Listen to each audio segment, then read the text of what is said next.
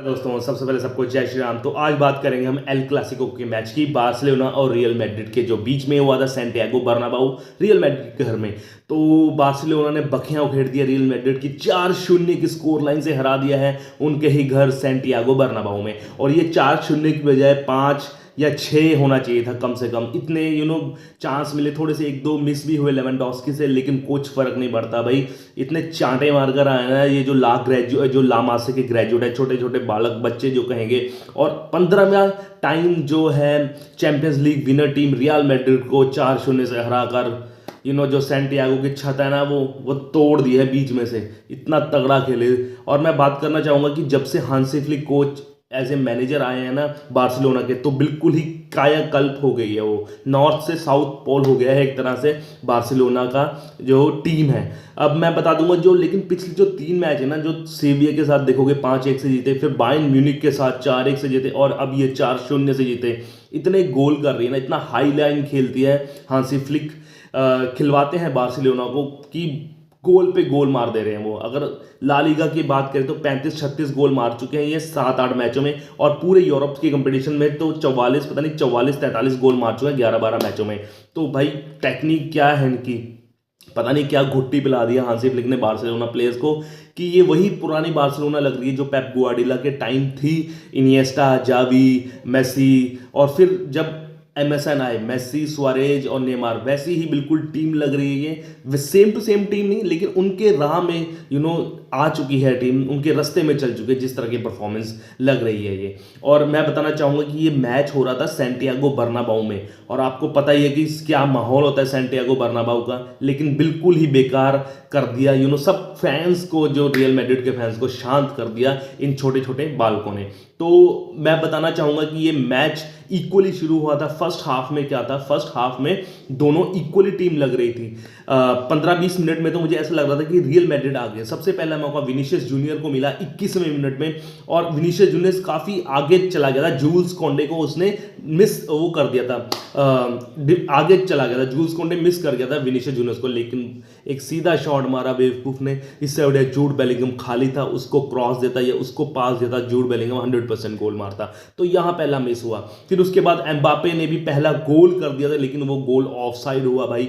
अब मैं बात करना चाहूंगा एम्बापे की, इतना गद्दा खेला ना एम्बापे, उसको 2 शॉट्स मिले, उसने 2 शॉट्स मिले, 2 शॉट्स का 2 गोल मारे, लेकिन वो भी ऑफसाइड, टोटल 8 ऑफसाइड थी। तो आप टेक्निकल देख लीजिए कितनी बेकार खेली थी टेक्निकल, अगर पर्सपेक्टिव देखिए। वहीं अगर बार्सिलोना का देखें तो टेक्निकली बहुत ही तगड़ी खेल रही थी वो। हांसी फ्लिक की एक स्ट्रैटेजी भी रही है कि वो हमेशा अपने प्लेयर्स को हाई लाइन खिलाते हैं, चाहे रिजल्ट जैसा भी हो। मैं शॉर्ट्स में बताता जाऊंगा कि 2-0 से जब आगे हो गई थी ना बार्सिलोना की टीम, अगर और कोई टीम होती वो क्या करती, डिफेंड करने लग जाती, वो बैक आ जाती, और यहीं से रियल मैड्रिड फायदा उठाती है दूसरी टीमों के साथ। लेकिन हांसी फ्लिक की ये भी टेक्निक नहीं है। वो कहते हैं अगर 2-0 से भी आगे हो जाए तो हम डिफेंड नहीं करेंगे, हम जो अपना नेचुरल गेम है हाई लाइन का, आगे प्रेस करने का, वो खेलते रहेंगे, चाहे हमें गोल भी खाने पड़ जाए। और उसी वजह से बिल्कुल भी कमबैक नहीं कर पाई रियल मैड्रिड की टीम। अगर हम पहले हाफ की, मैं आपको बता रहा था कि पहले हाफ में मुझे थोड़ा सा अच्छी लगी थी रियल मैड्रिड, काफी 60% रियल मैड्रिड लगी थी, 40% बार्सिलोना लगी थी, क्योंकि कोई ज्यादा मूव नहीं बना पा रही थी बार्सिलोना। थोड़ा सा गेम मैनेजमेंट देख रहे थे हांसी फ्लिक कैसा कैसा लग रहा है, और थोड़ा सा उनका फर्मिनो लोपेज भी मिडफील्डर में थोड़ा सा शांत बैठा था, जिसकी वजह से आपको कसाडो या फिर पेड्री को डिफेंड करना हो रहा था। तो जब तक हाफ टाइम हुआ 0-0 की बराबरी तक, यहां पर जो रियल मैड्रिड थी थोड़ा सा आगे लग रही थी बार्सिलोना के, क्योंकि चांसेस जूड बेलिंगम ने मिस किए, विनीशियस जूनियर ने मिस किए, और फिर एम्बापे ने ऑब्वियसली मिस किए। लेकिन जब हाफ टाइम के बाद आई बार्सिलोना तो बिल्कुल ही बदली लग रही थी। हांसी फ्लिक की टेक्निकल चेंज जो होती है ना, छोटी छोटी टेक्निकल चेंज, उसने आपको मैंने पहले ही बता चुका हूं, फर्मिनो लोपेज जो मिडफील्डर में खेल रहे थे वो थोड़ा सा अच्छा नहीं खेले, तो उसका सब्स्टिट्यूट चेंज किया वहां पर। उसके बाद लाए वो फ्रैंकी डियोंग को, और जब फ्रैंकी डियोंग को लाए तो पूरी ही गेम बदल गई। आप देखोगे ना, कसाडो, मार्क कसाडो, फ्रैंकी डियोंग क्या करते हैं बेसिकली, फ्रैंकी डियोंग क्या काम करते हैं, वो गेम को स्लो कर लेते हैं, कंट्रोल कर लेते हैं अपने आप में, जिसकी वजह से जो और मिडफील्डर होते हैं या फिर विंगर्स होते हैं, जैसे आपको पेड्री देख लीजिए या फिर कसाडो देख लीजिए, तो उनको टाइम मिल जाता है आगे जाने का, और वैसा ही हुआ।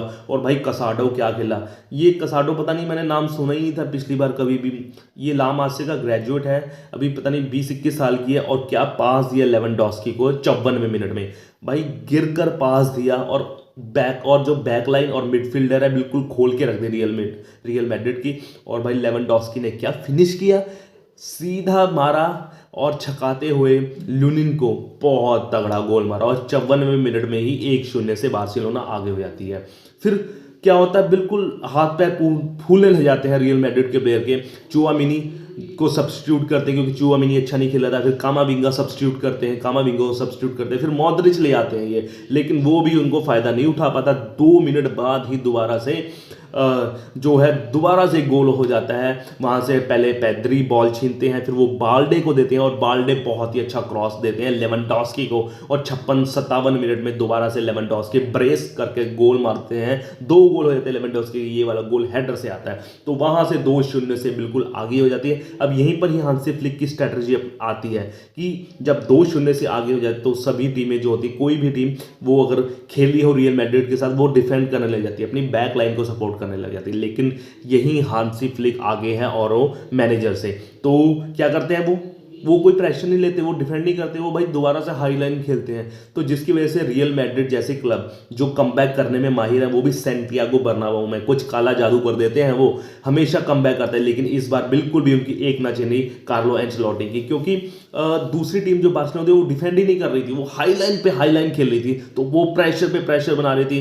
फिर कार्लो एंचेलोटी फिर सब्स्टिट्यूट भी कर देते हैं, मैंने पहले भी बताया था, चुआमिनी को, कामाविंगा को सब्स्टिट्यूट कर देते हैं, उसकी जगह फिर मॉड्रिच आते हैं, ब्राहिम डियाज आते हैं। तो मॉड्रिच ने काफ़ी अच्छा एक पास दे दिया जूड बेलिंगम को, और लेकिन जूड बेलिंगम भी बेकार लगते हैं बिल्कुल, उनका दिन भी जूड बेलिंगम का बहुत बेकार रहता है, कुत्तों की तरह इधर उधर भागते रहते हैं, लेकिन उनकी कोई टेक्निक नहीं लगती। मेन जो मैं देख रहा हूँ ना, जो है टेक्निक जो है रियल मैड्रिड की और बार्सिलोना की, बार्सिलोना क्या है अपने जो है डिफेंडर्स, मिडफील्डर और अटैकर को एक ट्रांजिशन में लेके आती है, वो साथ देती है, लिंकअप्स होते हैं उनके कि मैंने उनको कम्युनिकेट करते हैं कि ऐसे ऐसे चलना है, मतलब उनका सिंक्रोनाइजेशन होती है। लेकिन अगर रियल मैड्रिड की देखें इस मैच में, बिल्कुल ही कोई कहाँ प्लेयर जा रहा, चुआमिनी, कोई वेलवर्डे कहाँ जा रहा, और बेलिंगम तो पता नहीं कभी आगे फॉरवर्ड जा रहा, फिर बैकवर्ड उसका डिफेंड कर रहा वो बैकवर्ड जाके, तो बहुत ही खराब। और फिर तीसरा गोल obviously lamin Yamal, youngest player बन जाते हैं वो किसी भी एल क्लासिको में गोल करने के लिए, बहुत ही तगड़ा गोल मारते हैं। फिनिशिंग आपको पता है ये कितनी तगड़ी होती है इनकी। यमीन क्या बोल रहा हूँ मैं भाई, यमाल की, और बहुत ही तगड़ा गोल कर देते तीसरा गोल, और फिर वहाँ से तो दरवाजे बिल्कुल ही बंद हो जाते हैं। तो सोने पे सुहागा एंड में रफीनिया कहाँ टिकने वाले, चिप्सा करते हैं, लुनिन को छकाते हैं और फिर गोल कर देते हैं, बहुत ही तगड़ा गोल करते हैं, और 4-0 से ये मैच जीत जाती है बार्सिलोना।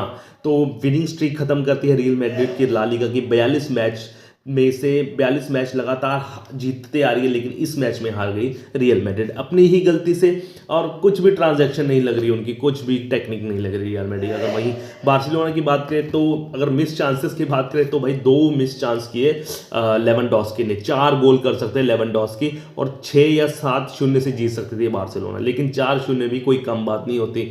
अगर हम इसकी बात करें, पॉजिटिव्स की बात करें, तो बार्सिलोना के पास पॉजिटिव है। अगर आप देखें ना, इंजर्ड प्लेयर कौन कौन से, अराहो सेंटर बैक इनके, गावी भी इंजर्ड थे लेकिन इस मैच में खेल रहे थे, लेकिन काफ़ी देर बाद आए। फ्रैंकी डियोंग भी इंजर्ड थे इनके, आज के मैच में खेले, लेकिन फिर भी इंजरी इतनी तगड़ी तगड़ी थी इनकी। आपके पैदरी भी 3-4 मैच पहले इंजर्ड थे, लेकिन इनके जो है, आपने कसाडो का नाम सुना है कभी, कसाडो भी देख लीजिए आप, पाओ कुबारसी, ओ भाई पाओ कुबारसी को सलाम है भाई, उसने रोक कर रखा, पाओ कुबारसी देख ले। और पिनाकिया इनका गोलकीपर, वो पता नहीं कहाँ से आया था, और बाल्दे ये भी कहाँ से आ जाते हैं, मतलब इतने तगड़े। और डैनी ओल्मो को तो भूल ही गए भाई, डैनी ओल्मो भी 60वें 70वें मिनट में आता है, जब 2-0 से 3-0 से आगे होती है तो वहाँ डन एंड डस्टेड हो जाता है मैच, और डैनी ओल्मो की वजह से भी काफ़ी गेम खुल जाता है और चिथड़े उड़ जाते हैं रियल मैड्रिड के मिडफील्ड के और डिफेंस के। तो 4-0 से यहाँ पर जीत चुकी है ये, लगातार विनिंग स्ट्रीक है, 7-8 मैच जीत चुकी है, और 6 पॉइंट्स का गैप हो गया है रियल मैड्रिड का बार्सिलोना से। बार्सिलोना के 6 पॉइंट में टॉपर है और रियल मैड्रिड दूसरे नंबर है। तो मेरे ख्याल से यहाँ पर ये जो बार्सिलोना की टीम है बिल्कुल भी रुकने वाली नहीं है, इस टाइम की वर्ल्ड की सबसे बेस्ट टीम लग रही है, यूरोप की क्या पूरे ही दुनिया की। और मेरे ख्याल से ये जो है ला लीगा अब इन्होंने अपने नाम कर लिया है मेरे ख्याल से 80%, अगर कुछ ख़राब फॉर्म या फिर ख़राब फिटनेस ना आई तो यही था। कॉन्ग्रेचुलेशन बार्सिलोना फैंस को, मैं भी बार्सिलोना का फ़ैन हूँ, तो मुझे बहुत अच्छा लगा मैच देखकर, कल सारी रात मैच देखा तो आज नींद भी आ रही है। तो यही था टेक्निकल थोड़ा सा, है ना, ये था रिव्यू थोड़ा सा मेरे लिए कैसा लगा मुझे मैच। और आज मैच देखना ना भूलिए, लिवरपूल और आर्सेनल का, वो भी बहुत तगड़ा मैच होगा। तो ऐसी ही खबरें जानने के लिए मेरे चैनल को लाइक से सब्सक्राइब कीजिए। तब तक के लिए जय श्री राम, ओके बाय।